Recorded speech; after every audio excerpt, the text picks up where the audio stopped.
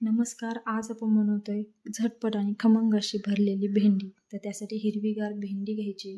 ती व्यवस्थित धुवून पुसून त्याला व्यवस्थित असे 1-1.5 इंच आपण भेंडीसाठी मसाला तयार करतो. तर त्याच्यासाठी शेंगदाणे, खोबरं आणि बेसन पीठ हे असं वेगवेगळं भाजून घ्यायचं.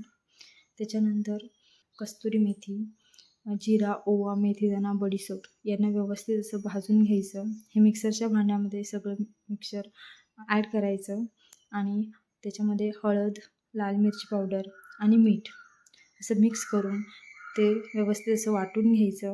म्हणजे आपलं भेंडीत टाकण्यासाठी भेंडीचा मसाला तयार. एका पॅनमध्ये तेल घ्यायचं, फोडणी द्यायची. जिरा, मोहरी, अख्खी लाल मिरची, कढीपत्ता आणि हिंग वाटलंच तर टाकू शकता. आणि जी कट केलेली भेंडी ती टाकायची. वरून थोडंसं मीठ टाकायचं, त्याला शिजवून द्यायचं थोडंसं. आणि जो आपण भेंडीसाठी जो मसाला तयार केला तो ॲड करायचा. त्याच्यानंतर त्याला असं व्यवस्थित परतून द्यायचं. ओके. मसाला असा मिक्स झाला पाहिजे भेंडीमध्ये आणि मग अशी आपली भेंडी तयार होते. वरून थोडीशी कोथिंबीर घालायची आणि आपली ही भेंडी तयार.